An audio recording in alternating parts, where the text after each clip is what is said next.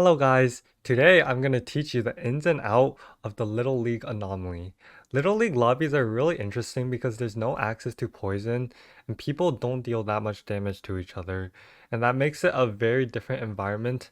So after watching this video, you'll know exactly how to thrive in it. There are only a handful of viable strategies and I'll go over exactly how to play each of them. Starting off with beasts, you can choose to go for a banana slamma strategy. There are two ways to play this, depending if murlocs are in or not. Either way, you should be buying every banana slamma, Slyraptor, Rattler, and Feathermane, which is the core of this comp. I think Macaw is a great buy in mid game for Tempo as well, so that I can proc the Slyraptor. Additionally, buying Oozlings to taunt Rattler is great, and also be sure to taunt your Feathermanes in shop, it's very helpful. If Murlocs are in, you can scale even better because Scarfin is very powerful to scale beasts from your hand. You can either buff Feathermanes or buff generic beasts to be summoned from base skill, or both. If you do decide to scale both though, make sure your Feathermane is always summoned first because you don't want your base skill to summon the Feathermane and then just lose a bunch of stats. As for which beast to pull from base skill, my favorite is Macaw, but any beast should just do the trick, it doesn't matter too much. One nice thing to note about this build is that Elise is actually very good because the monkeys, instead of discovering 5 drops, will discover 4 drops, which can allow you to get more banana slammas, and you just want as many bananas as possible. Slammas are pretty good, but an even stronger strategy is just by playing Nagas. This one is a really easy strategy to play, so I'll just be quick. But basically you want to buy every Deep Blue Crooner, Zesty Shaker, and Lava Lurker, so that you can scale your Deep Blues and turn them into permanent stats with your Lava Lurker. It's hard to go for this unless you have the Deep Blue Zesty combo early, or you're a hero that supports it. However, it's one of the strongest scaling lines in Little League because there's not much poison to counter you now, so go for it if you're offered it.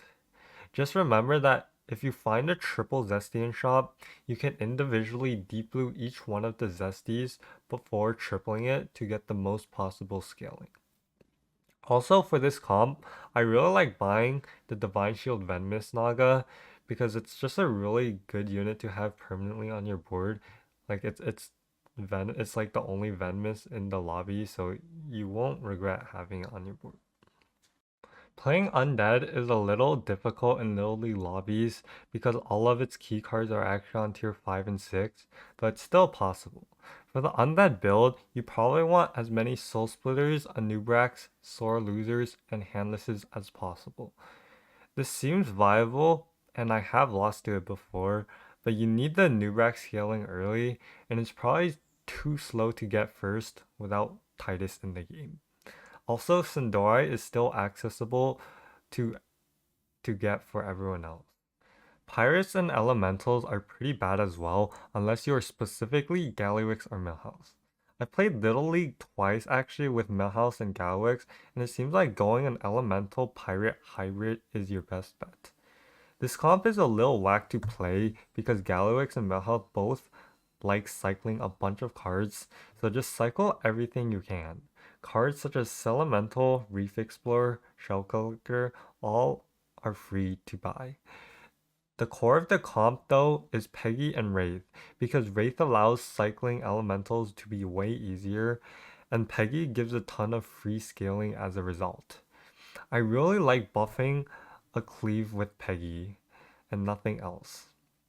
Other cards that you can possibly include are Elise, Courier, Party, and Party Elemental. Remember, this build is completely terrible on every other hero, but probably the best thing you can do on Gallywix and Millhouse. Mechs are pretty unplayable unless you pair them with quillboars, or you're a hero that supports buffing Deflectabots. For quillboars, you need two things, gem generation and gem scaling.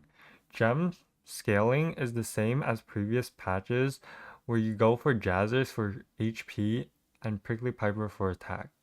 If beasts are in, you can even opt for Rylak Jazzer, although it's hard to go for unless you get it early. The only gem generators right now are Bookie, Spearhide, and Bannerboar, and all of them are pretty reasonable, so buy every single one you see. Now, the last piece of the puzzle is deciding what to buff.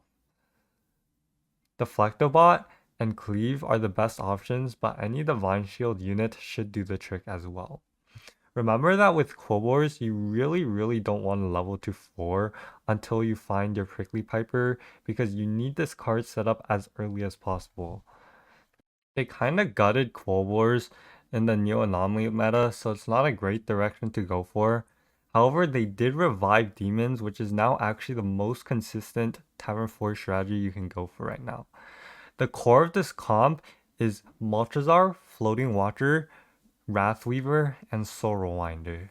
I'll say first and foremost, the most common mistake is that if you have a Floating Watcher setup already, do not triple your Wrathweavers. You will lose a lot of scaling.